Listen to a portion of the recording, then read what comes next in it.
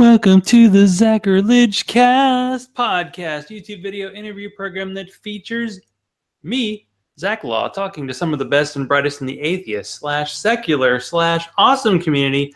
I almost lost track. I actually put the wrong episode number up. It's episode number 116. I'm recording live on October 18th, 2017. I would like to thank Marissa McCool, one of my favorite people, for coming on short notice last week. I hear she was the secret star of PastaCon in Philadelphia, and we can talk about how much we missed conference time last weekend because there were a couple of good ones last weekend. But Eli Bosnick once said everything is wrestling, and we'll ignore how he keeps ducking Marissa for the wrestling challenge that she requests, and just say that everything right now is controversy. See, there's this thing called Normalize Atheism, and I talked to Mel Rice about it on episode 97, and you can listen to that, hit pause, listen to that, come back, and just everything has to exist now with a certain level of controversy. So Mel Rice of Normalize Atheism and Normalize being a crazy cat lady is here to set the record straight, and after tonight, there'll be no problems, I promise. But I didn't do a good job last time you were on. I didn't do really good, like, out of context quotes, so I wanted to do some tonight. So here are the out of context quotes. Atheists are satanic, blood-drinking people. I'll pray for you doesn't help for someone like me. You need God to heal you. And then the ultimate, atheists, we're not as bad as you think we are. Which I feel like is the rejected before Normalize Atheism. But welcome aboard before I take my sip. Thank you.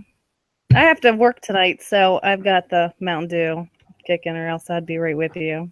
She has to work. We got the founder's breakfast out, because breakfast is a good thing to drink at 9 o'clock on my time. Yeah. So, I mean, we talked about this last time, but I figured to set the stage, can you give a history of the Normalize Atheism campaign and your role in causing trouble? I mean, in maintaining it. Yeah.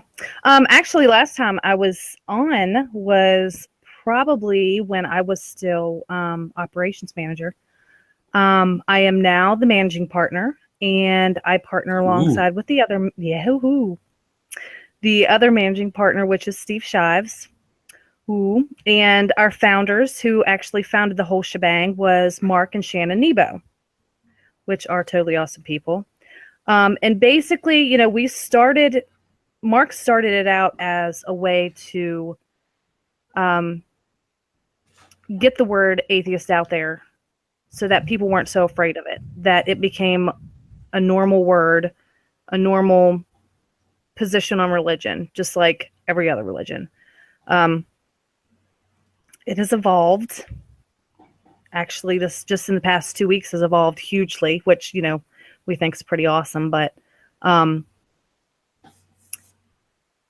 that's pretty much the history right there. Well, we talked about, I mean, it came up initially 2014, so it has been around for a while, but it didn't really exist until you got involved. At least that's what I'm going to say. Until I talk to Mark and get another story. And Mark's not going to mess around. Mark's talking about black jeans and stuff, so he's too busy. Oh yeah, that's funny. Dress code, Mark. Dress code. I know. What's with atheists telling people how to think and act? I mean, gosh. Oh my God, it's just a mess. It never happens. So that's not something we do. But what made it? Because there are people who've been talking about it in the last, I swear, 2 weeks, like it's a brand new thing. Like, what happened? What's happened to make it such a popular thing where people want to jump on it and sort of want to jump on it and then immediately jump off?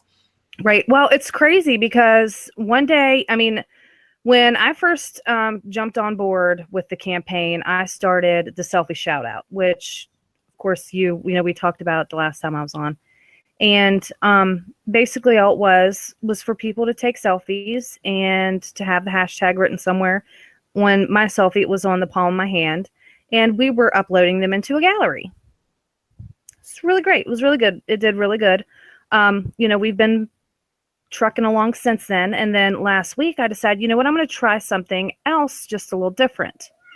And I decided to do a This Is What an Atheist Looks Like gallery.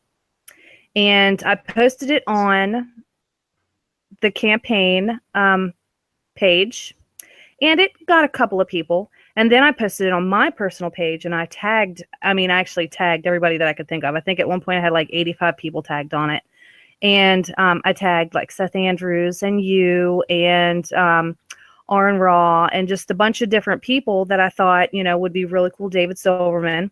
And Seth Andrews shared his on his personal wall, and he tweeted it, which is, I think, where the controversy started. But all of these, big name atheists, Aaron and David Silverman, they did these pics, and we put them up in the gallery, and then everybody just started flooding in. I mean, I was, trying to upload. I had, my phone in one hand and my laptop in another hand, and I, work on a little small scale. I own a laptop and a phone and a cell phone. So, I'm uploading, my phone will only let me upload 40 photos at a time. So I'm uploading 40 photos at a time, trying to remember what the name of the person is of the picture I'm putting in. And then, it's, huge. At this point, we have about over 400 pictures in the gallery. Friendly Atheist took the post that we had on the campaign page and posted it on their fan page. David McAfee posted it on his fan page. And I think that helped to boost it as well, because a lot of their fans sent pics over as well. It just blew up. It was just like out of nowhere. I thought, oh my gosh, it was like overnight. I woke up the next morning and I was afraid I was going to miss people because there were so many pictures, but it was really awesome. Well, Jeannie, who's in the chat, says she included her picture as well, and I think it was Vermont, so of course it's a picture of snow, because that's how it goes up there. It's always snowy up there, right? It's like, what is it, Beyond the Wall in Game of Thrones? Is what it's like up there? Yeah. As I drop my beer onto my microphone, it's a good sign. Good sign it's going to be a quality night tonight. Oh, yeah. So things are going smoothly. You were working feverishly trying to keep up with the demand. And when did the controversy start? Well, to be honest, I don't know exactly when or where it happened. I know that Seth had tweeted his photo and tagged the campaign in it, and then someone decided, they said they were not going to, support it. Okay, well, good. That's, whatever you want to do. That's your prerogative, whatever you decide. And then that's when the accusations started flying about how you had to have a purity test to be part of the club, which totally blew my mind. I still laugh about that to this day. And people trying to intertwine atheism with character, and I don't even know. I wish Mark was here, that he could elaborate on a lot of the stuff that was going on with him, but I know there was some back and forth there, but he handled it with grace. He was really awesome about it. We spoke in private about it, what we were going to do, and we decided, a lot of the people that were in question, they're atheists too. There's no doubt about it. If you're an atheist, you're included. There's absolutely, if you do not believe in a deity, you're an atheist, period. You're included. Now, who you are as your character outside of that, we all as people have a right to not want to be involved, endorsed, or support that. So I think that's where it started getting a little, people were not understanding. And it's very difficult to try to explain to someone that already has it in their head that this is the way it is, when it's really not. That, there's a difference between humanism and atheism. There's a difference between SJW and atheism. There's a difference between anti-SJW and atheism. You can be all of those things and still be an atheist. a completely outspoken SJW, it doesn't make you any more or less of an atheist. You still are.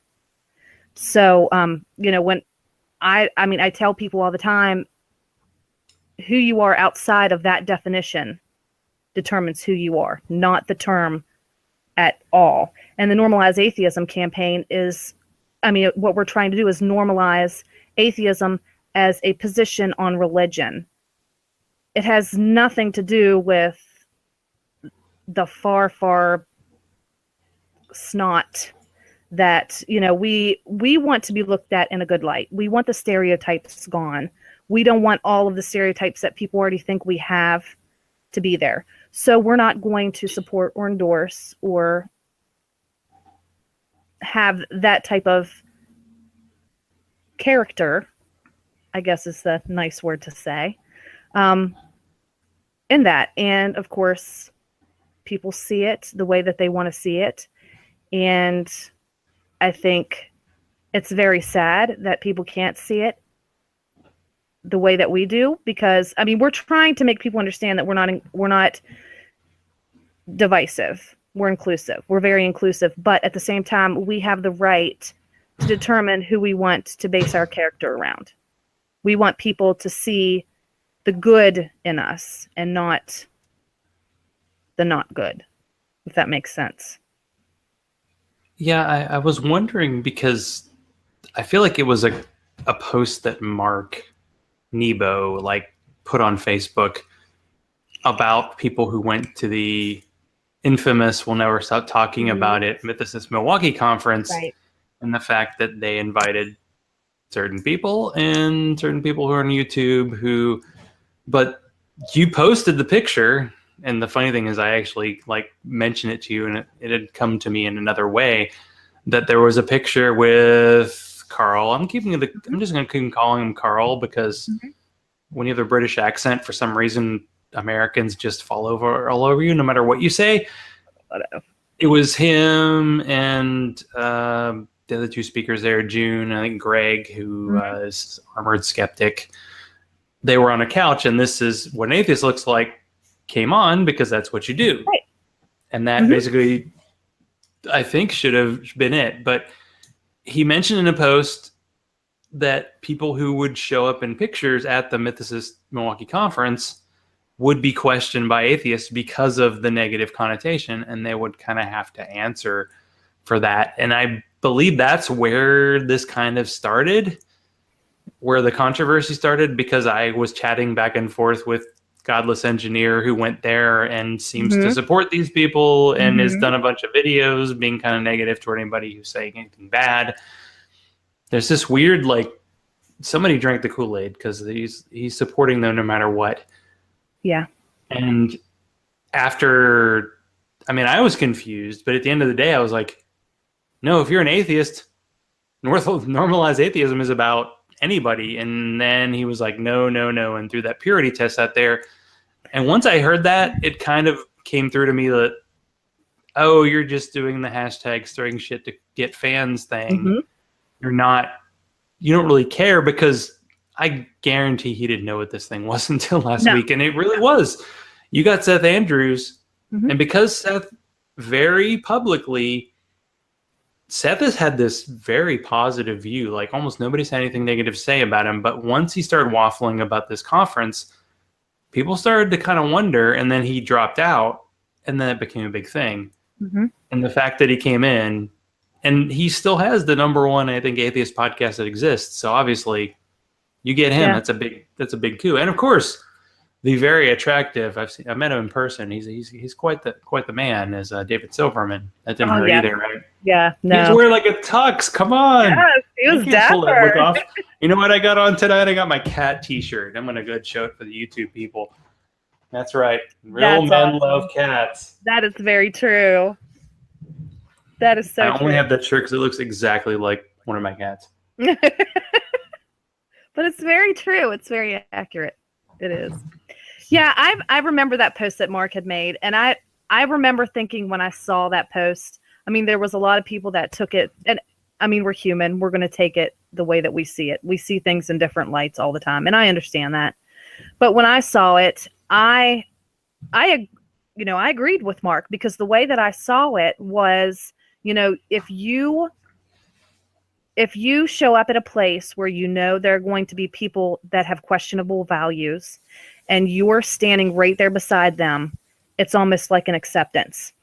And I think it was Shannon on that post made the comment about if you're sitting at a dinner table with your friends and one of them makes a black joke and you don't do anything about it, but you just sit there and kind of laugh,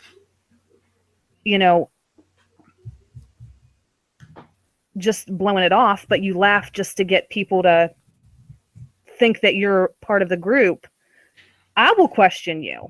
I will personally question you and say, why are you going along with this? Is this what you actually feel? Do you support this? I can see where Mark was coming from with that whole post. And, I rather agree with it, because if, I tend to stick around with people that have the same values as me, because we build each other up. Doesn't have to be an echo chamber. That's another thing that's been thrown around like crazy, is living in echo chambers. No, you don't have to live in an echo chamber. But at the same time, if you're going to show value and your character, your values and your character, you need to surround yourself with those types of people. If you're going to, that is the perfect example that Shannon said. You're not going to laugh along with somebody telling a racist joke if you don't believe that. And if you do, you're going to be questioned about it. That's how I took his comment or his post. Yeah, and you're not going to laugh along when you're at a conference and right. The line, like Thomas actually said the line, that was the "I wouldn't even rape you" line. Yeah. And the crowd cheered. Yeah. So clearly the people there were like, woohoo, like whatever the intellectual, like, oh, let's explain away the joke. No, he didn't say he was threatening her.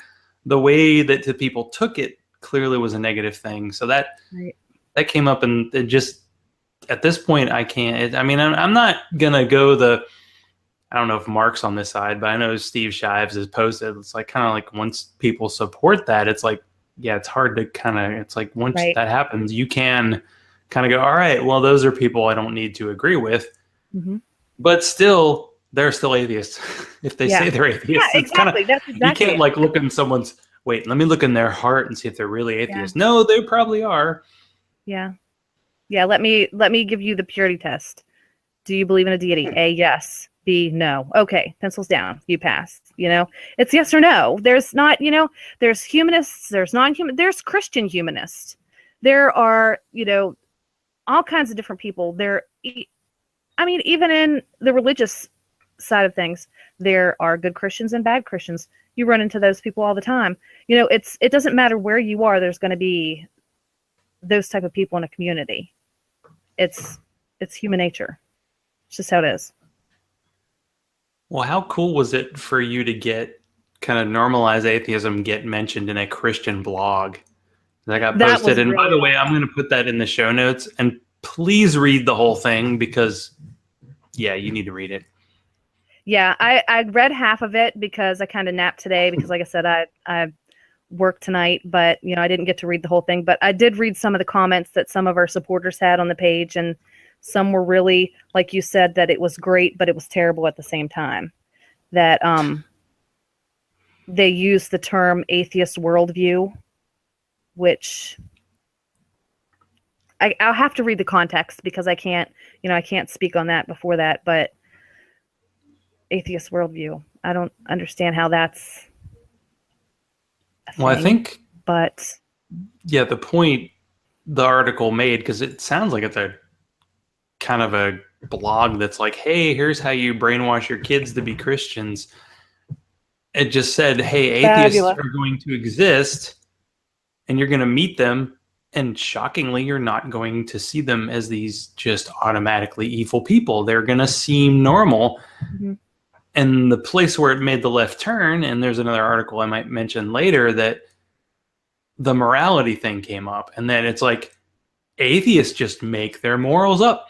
They just change at when the wind changes. And it's like, have you read your Bible?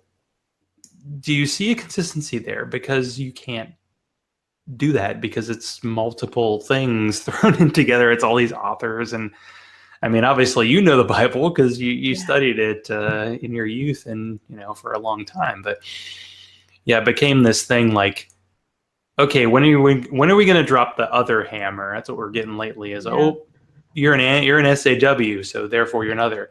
Oh, you're an atheist, you're an other. Oh, you have this flexible morality that for some reason, of course, they can make it into a bad thing. So that's where it turned for me. I know you may have not checked it out, but I just thought it was cool that got that it got noticed. Yeah. I like that space. Yeah, I like that, and I liked that David McAfee shared us and Atheist Alliance. Mark Gura shared us, and he's doing a thing with his organization. Same thing with this is what an atheist looks like picture. That started yesterday. I saw he had posted, which is really awesome. It's blowing up, and I think things have kind of calmed down on the controversy front. I guess we'll find out after this, but I mean, I've honestly been trying to stay out of it because, other than what I know of that happened at MM and talking to Thomas and, seeing what I've seen and done the research that I've done, I know how I feel about the subject, and it's totally despicable and disgusting. And I would not associate with any of those people in public. But it's kind of like when we were talking the other day, I said, it's like, every family has that, asshole in their family. And you share the same name, like this family shares the same name, atheism, but you wouldn't necessarily invite that asshole to dinner. It's that thing. We all are atheists, but at the same time, we are different. And for me, and I know for Mark and Steve and Jeff, that our goal is to lead by example and to show the positives of atheism and what we can do, and that we can be good without a God. And that goes into the humanist side of things, so be it.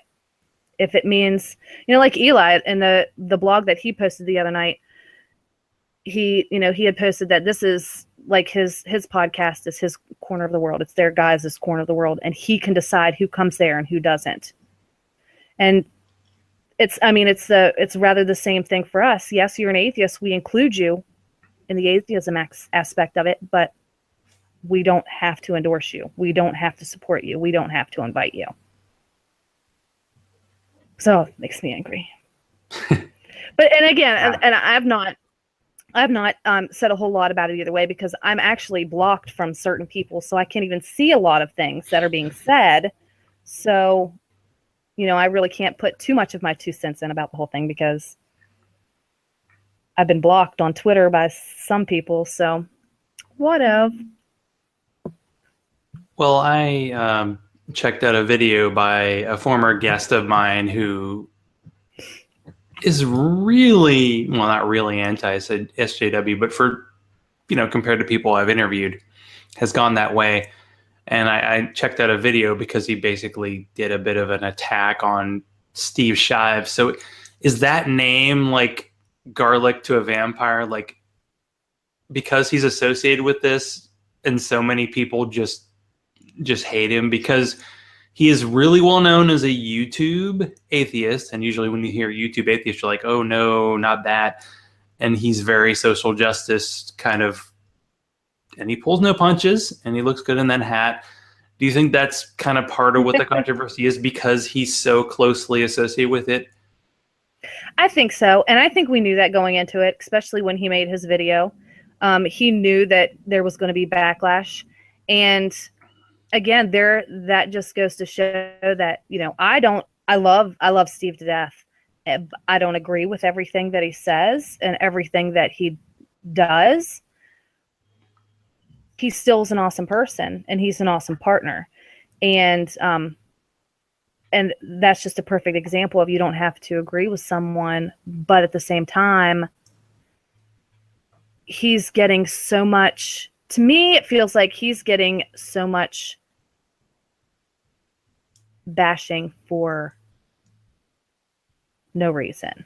That's just my opinion. Because it's like some of the people that are actually bashing him, if you read some of the comments, it sounds like they're in 8th grade. It really sounds like they're in 8th grade. And if you look at their profiles, they'll have like, you could tell they're puppet accounts. They're just, it's almost like it's done on purpose just to anger him.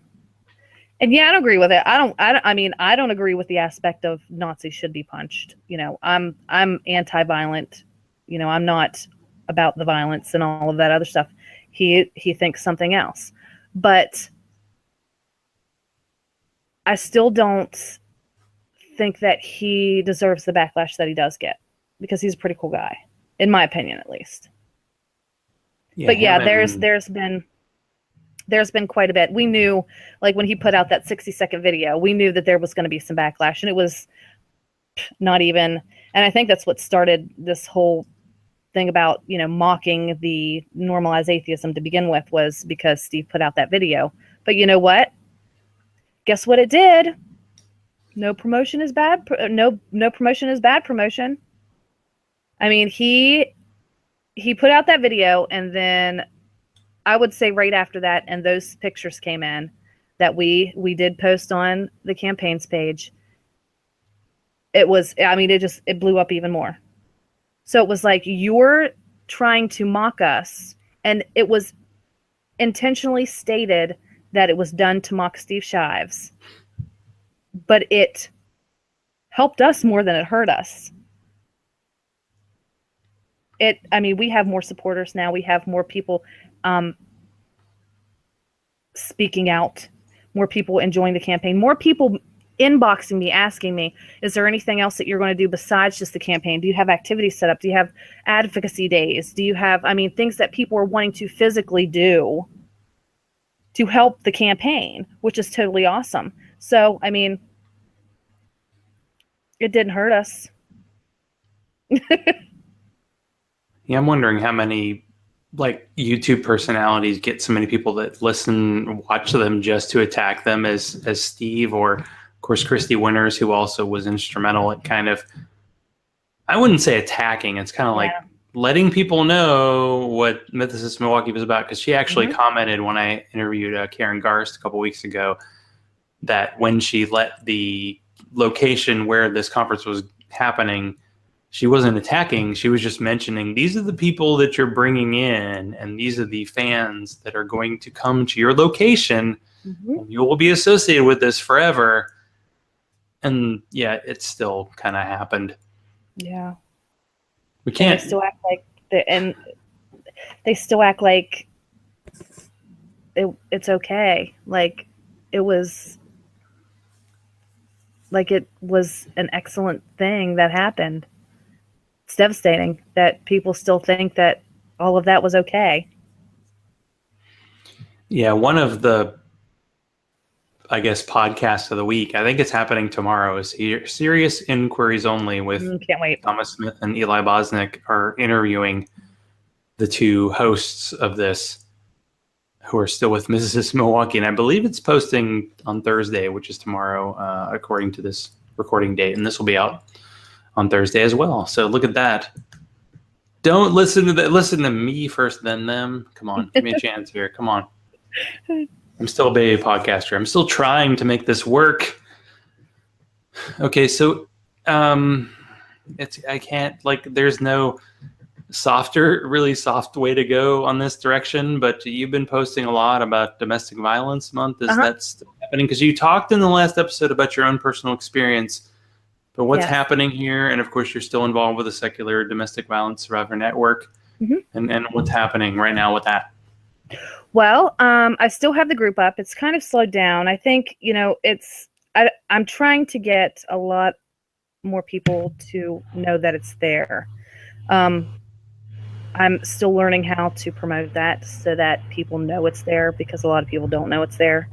I'm not the kind of person that goes into other people's groups and says, hey, this is here. I don't want to step on toes or do anything like that.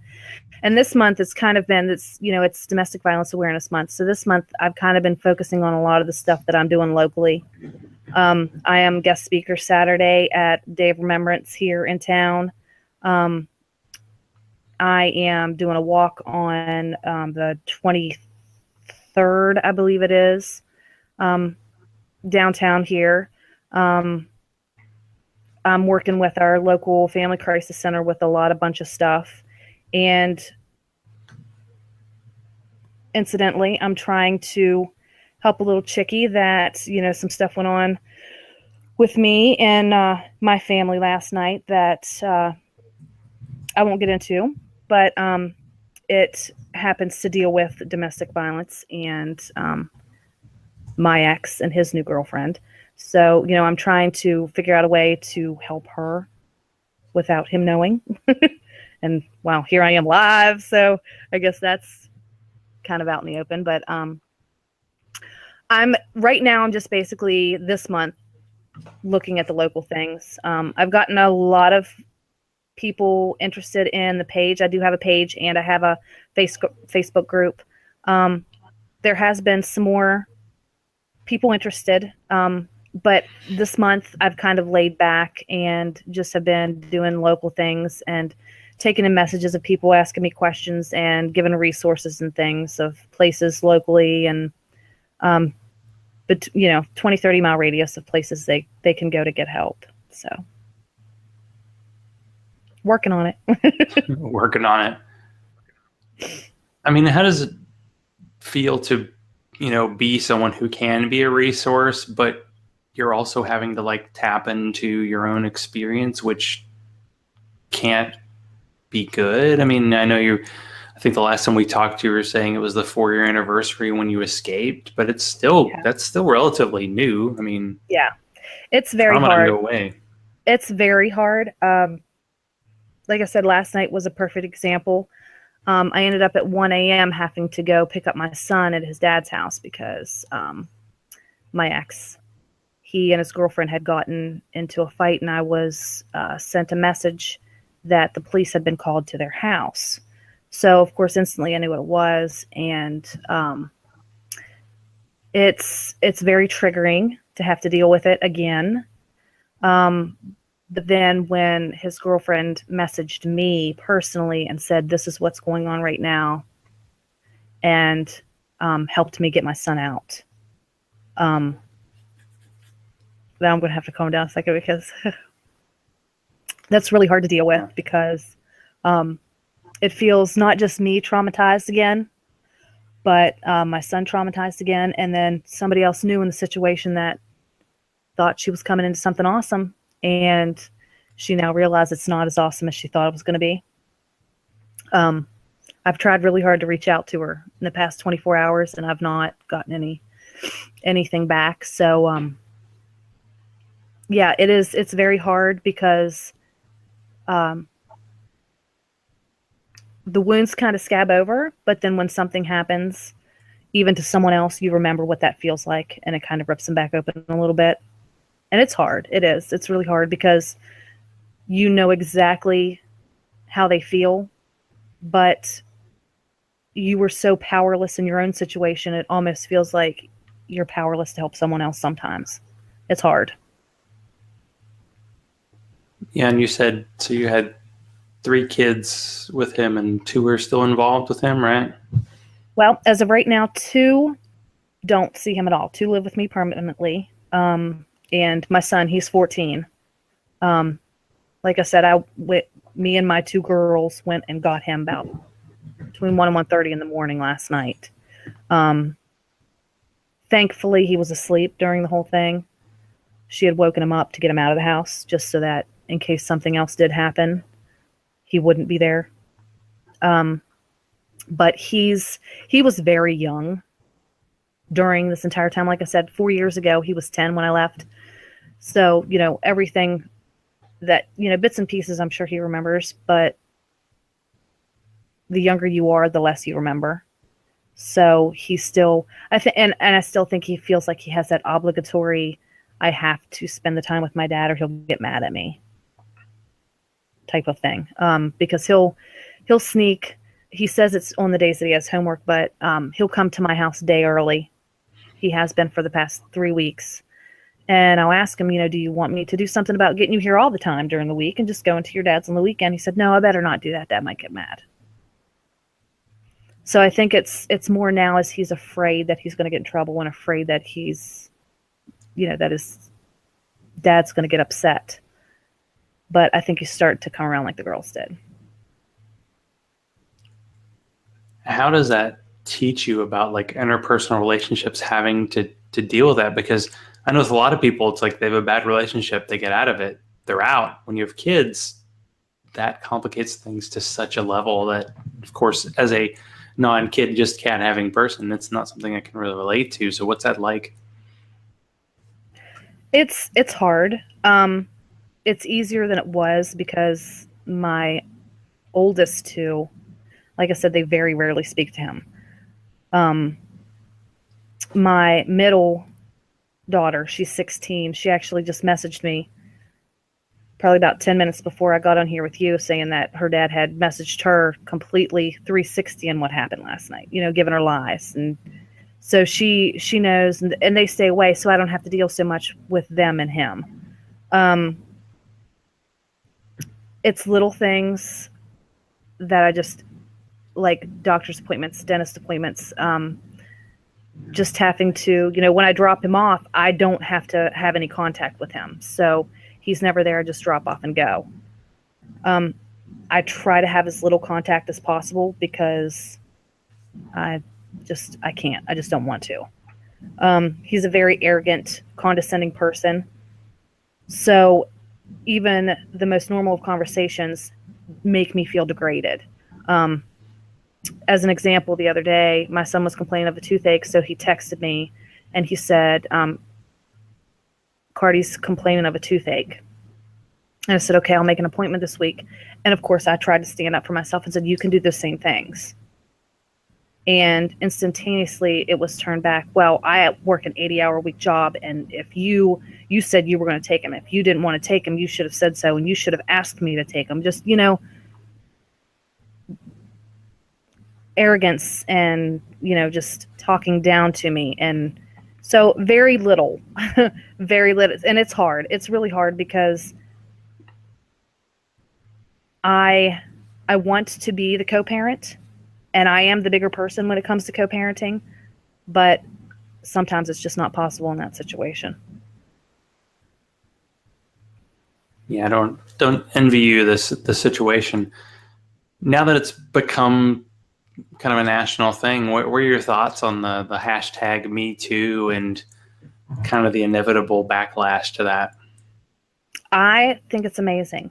I have the mindset that, I put Me Too because Me Too.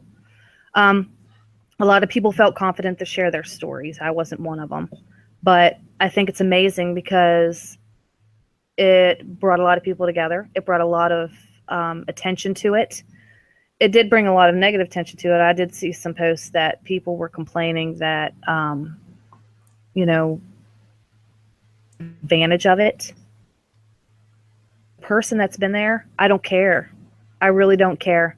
If you think that you've been abused, if you think that you've been harassed, if you think that you've been assaulted or raped, even if you think, tell me, tell someone. I don't care if you think it's on the border of what you think is harassment or what you think is, those still need to be heard. Because if you discount people's experiences, especially when it comes to assault or rape or harassment, I am a perfect example of that. They don't report because they're afraid they won't be believed. And they don't report at all then after that. And when they do report, they aren't believed. And it's really sad. And it's people can't get help that they need because of someone saying, oh, well, that doesn't qualify as harassment. Well, it might not at the time, but if you stay in that situation, it will. People that I'm at the point, and I always say that if you think, even if you think, well, I'm not sure if that's what it was. I could have been taken out of context, or I could have misunderstood. Tell somebody anyway, because you don't know. You don't know if, because there's been times where I'm like, well, was that somebody just flirting with me, or was that something a little further than what it should have been? Because it made me feel really uncomfortable. If it makes you feel uncomfortable, report it.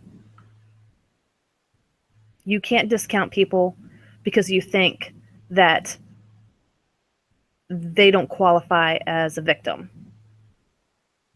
As a victim, you don't get to tell a victim, or as a person, you don't get to tell a victim how they should be victimized. That doesn't work that way. It's like people telling me how I should have left my abuser, or how I should have done this, or this. As a survivor, you don't get to tell me how I should have survived. It doesn't work that way. Yeah, there are too many voices, and I almost feel like people are counting the dollar signs when this happens, who have to like automatically like, oh wait, me too. Let me attack me too. Melissa Chen, by the way, at Mythicist Milwaukee. Everybody, although there were some voices who kind of liked her, thought her talk about postmodernism was nice. Postmodernism is a freaking boogeyman that people are attacking these days, and it's ridiculous. And she was like, a woman, and this happens. Women voted for freaking Trump. Women attacking women, like saying maybe they're lying about what happened. And of course, James Lindsay, of course, the conceptual penis. You'd think after that, no one would ever listen to it anymore, but he's still on there, and he's like, oh, I've been groped, and I don't know. It's like, seriously? Never say, I had this experience, and therefore your experience is invalid. Exactly. Just don't do that. I get that so much these days, where people are like, this is what I've experienced, and this is the truth, and it's like, no. No.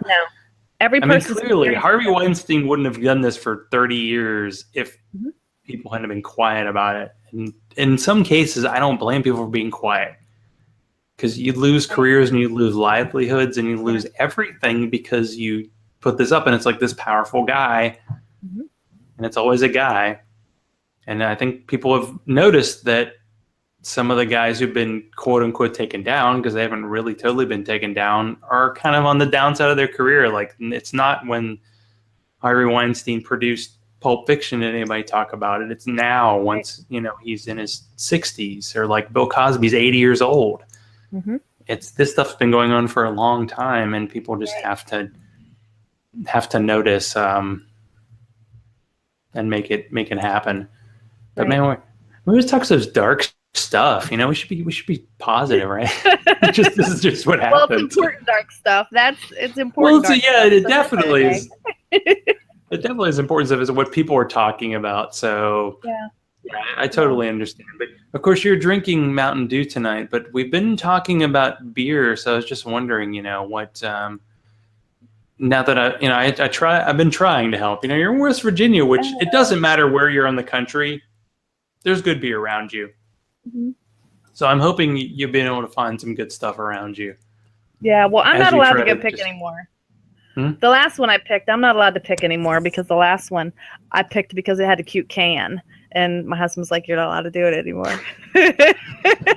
So it was cute. It had a cat with laser beams coming out of his eyes. I thought, cute can, it's got to taste good, right? Not so much. Not so much. You have to learn your styles. Like for me, I know IPAs are really popular, but I've never liked them, and I'm kind of glad I don't, because I already have like a closet full of beer right here, and I don't need more. So I'm glad. In a way, it's like when I find a beer style I don't like, I'm like, oh, that's good, because there's still plenty. All the heavy like barrel-aged stouts, that's been my thing. Of course, I had a double chocolate coffee oatmeal stout just here from Founders. Michigan beers. I don't know what the deal is. There's something about that state. They have good stuff. Yeah, I bought. My husband wanted some. It was a couple months ago, and whenever it was Founders, and I got it, and I was like, oh, I think he'll like this. So I take it home, and he was like, this isn't very strong. And I was like, well, I thought you'd like it.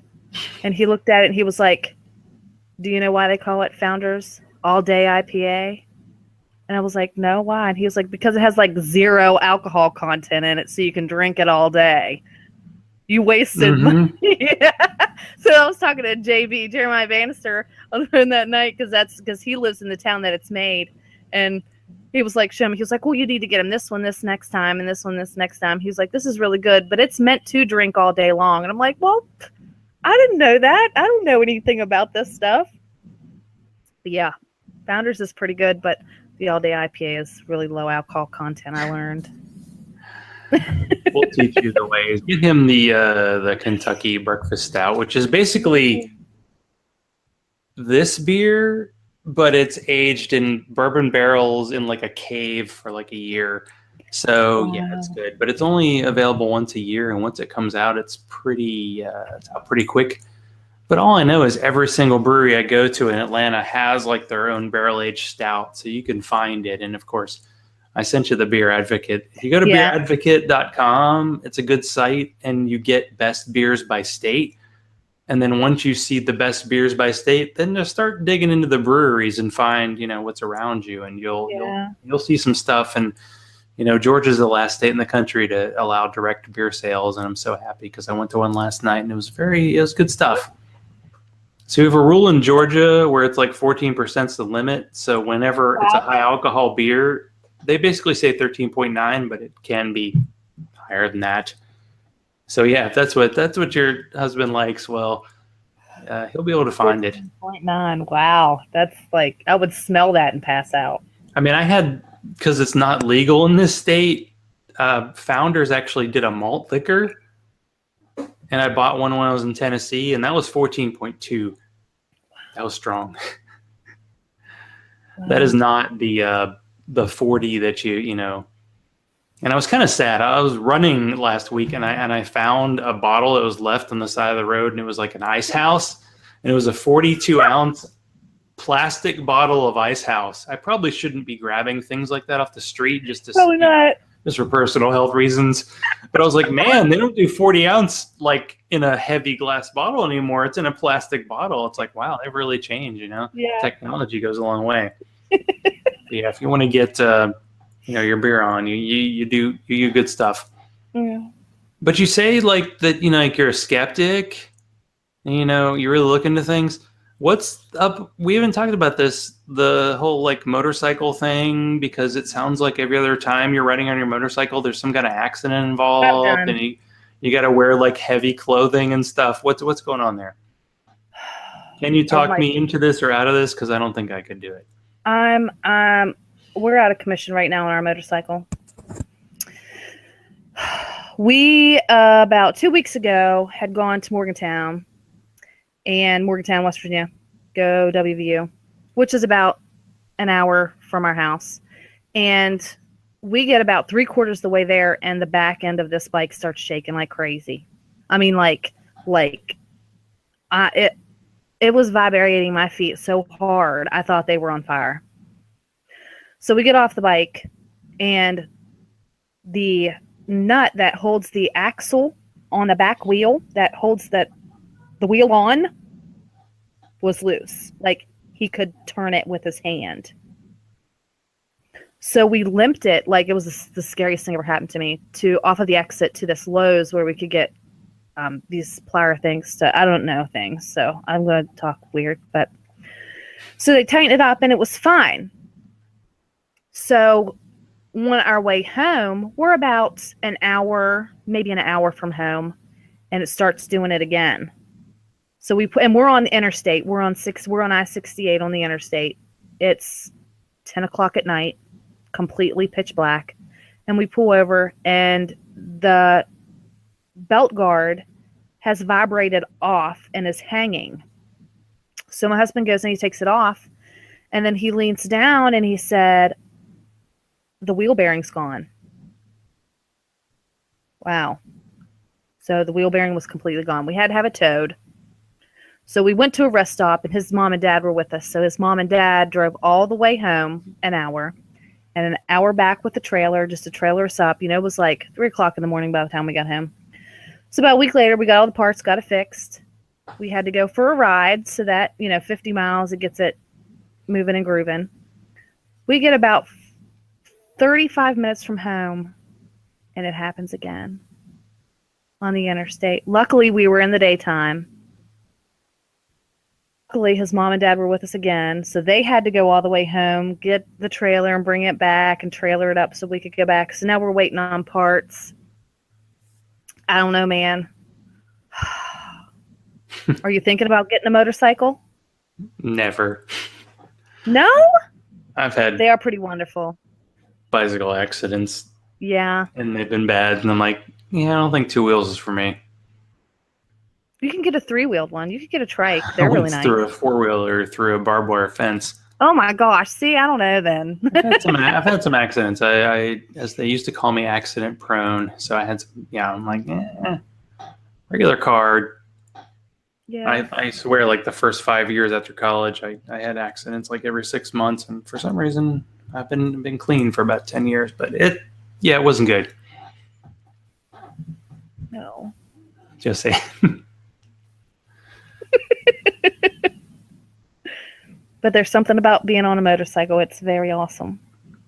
The people who are into it Mm-hmm. are really into it. Kind of like the people who are really into beer are really into it. Yeah, exactly. Yeah. Just wait. Yeah, Jeannie wants more stories. Oh, I have stories to tell. But this stories. isn't my show. It's your show. It's all about you. Tell more stories. So your husband is a policeman, right? He is a federal law enforcement officer. He works for the Department of Justice, the federal prisons. He is a correctional officer for the federal prisons. So how does it go with the whole Black Lives Matter, Blue Lives Matter discussion in the family and the community? See, that's an awesome point. I'm glad you brought that up, because in all actuality, my husband is actually in a motorcycle club. It's called Brothers in Blue, and it is a law enforcement first responders club, which means it is totally made up of first responders, police officers. We are pro both. I know that sounds crazy, but I always try to tell people over and over and over again, you can support both. You can be pro Black Lives Matter and you can be pro police, because just like in atheism, there's good and bad in every aspect of every walk of life. There are good police officers and there are bad police officers. Police officers know that. They know that there's corrupt police officers, and the good ones stand up and say so. My brother-in-law is a police officer. He will be the first person to tell you that if he knew someone was being corrupt, he would be the first person to stand up. He's an atheist. He's a skeptic. He just messaged me. He was watching. I don't know if he is now. But he's an atheist, and he is a police officer, and he is very much pro both. He is very much... He's an amazing, awesome person.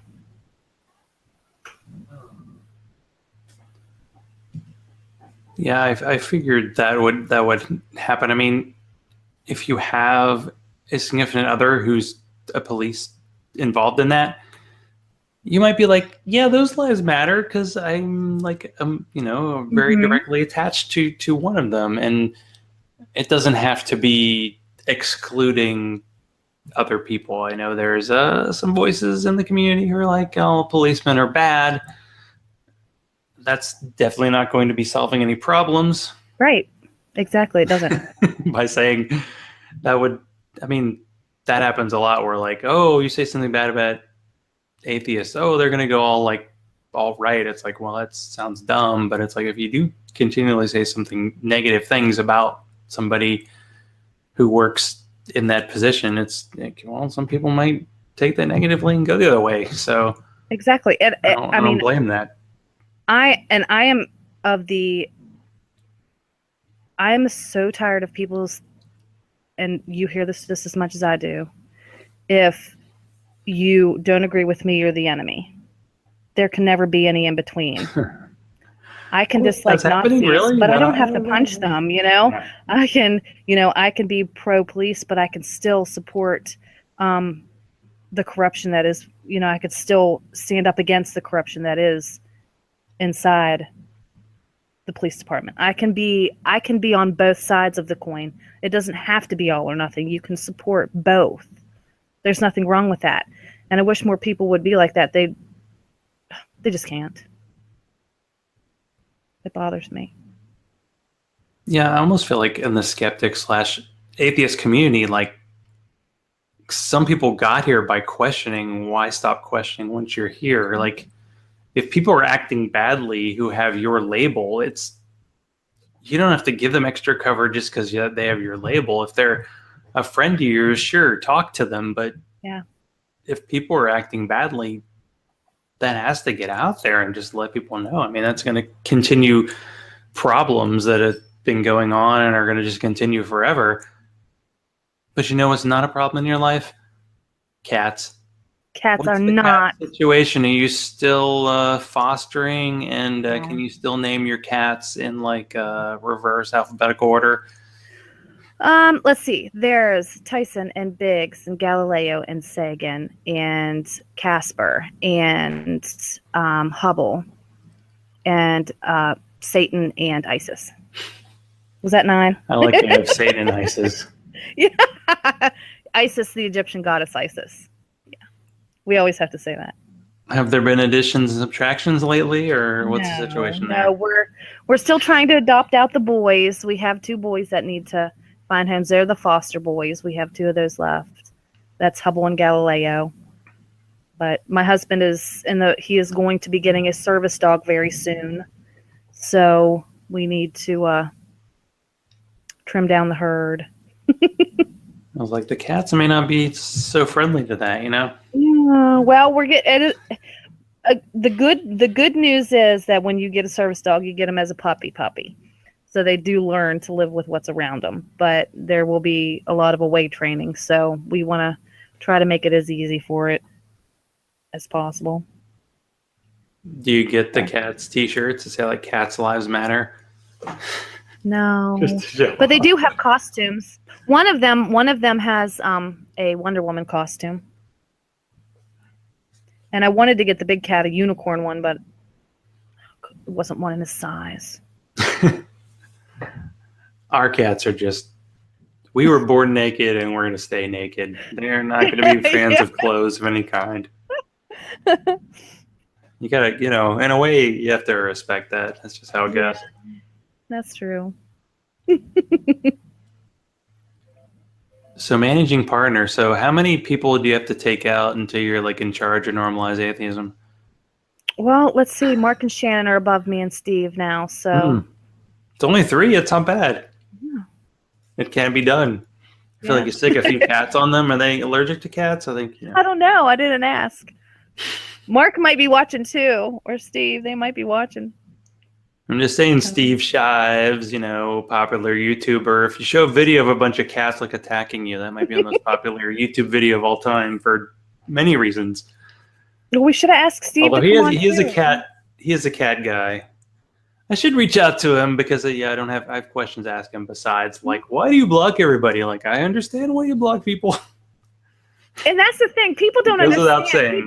He doesn't block everybody. He has a bot that blocks initially, and then because like he had me blocked forever, and finally I messaged him. I was like, "Listen, bro, unblock me. What's going on?" He was like, "Oh, I'm sorry." So he unblocked me.